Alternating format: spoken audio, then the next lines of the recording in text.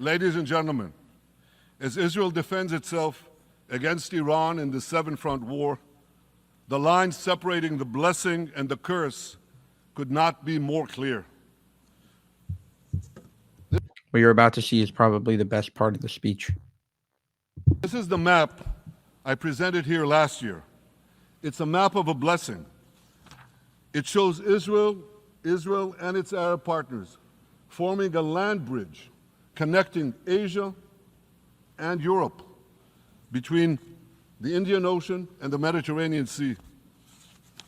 Across this bridge, we will lay rail lines, energy pipelines, fiber optic cables, and this will serve the betterment of 2 billion people. Now look at this second map. It's a map. Look at the second map. It's a map of a curse. It's a map of an arc of terror that Iran has created and imposed from the Indian Ocean to the Mediterranean. Iran's malignant arc has shut down international waterways. It cuts off trade. It destroys millions, destroys nations from within, and inflicts misery on millions. On the one hand, a bright blessing, a future of hope. On the other hand, a dark future of despair.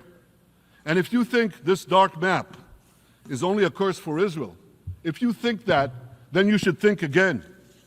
He brought out the boards.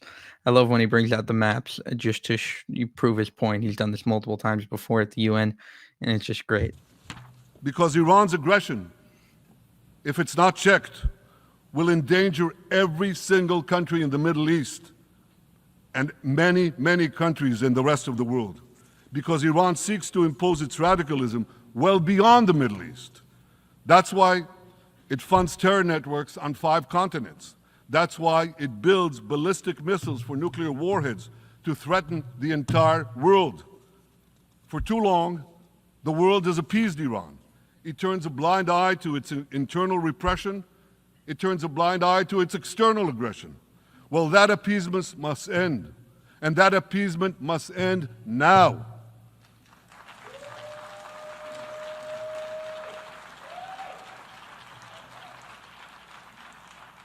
Nations of the world should support the brave people of Iran who want to rid themselves of this evil regime. Responsible governments should not only support Israel in rolling back Iran's aggression, they should join Israel. They should join Israel in stopping Iran's nuclear weapons program. It's a smart move, bringing up the people of Iran, showing that you're in a liberation movement, not an oppressive force.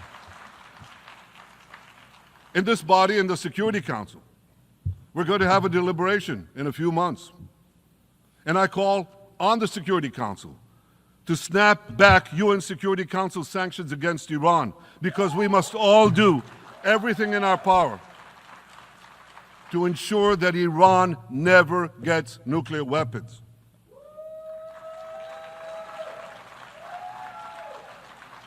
For decades, I've been warning the world against Iran's nuclear program. Our actions delayed this program by perhaps a decade, but we haven't stopped it. We've delayed it, but we haven't stopped it.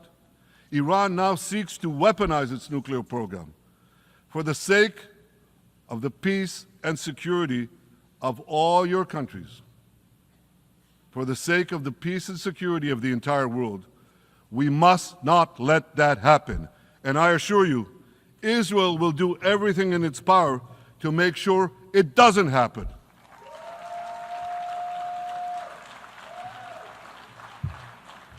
So, ladies and gentlemen, I think that's a little bit of a misnomer when people talk about how America can help the U.S.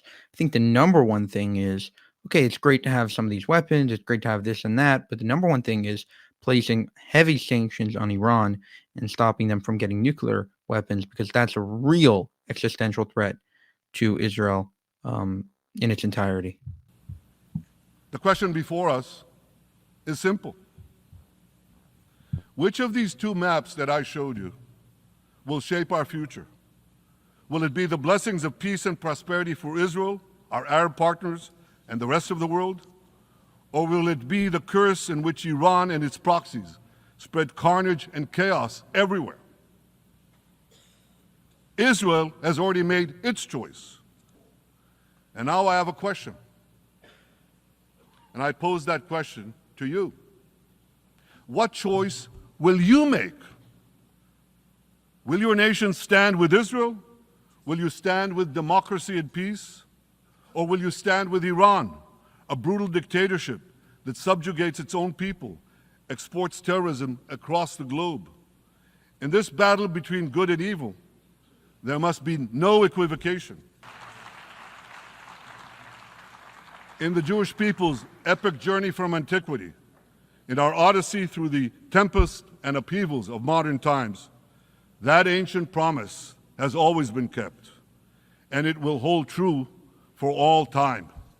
To borrow a great poet's phrase, Israel will not go gently into that good night. We will never need to rage against the dying of the light, because the torch of Israel will forever shine bright.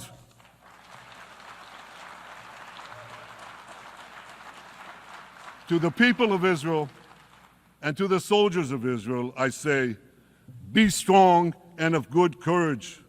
חזקו ואמצו ואל תיראו מפניהם, כי אדוני אלוהיך הוא ההולך עמך, לא ירפך ולא יעזבך. Am Yisrael Chai, the people of Israel live now, tomorrow, forever. Thank you.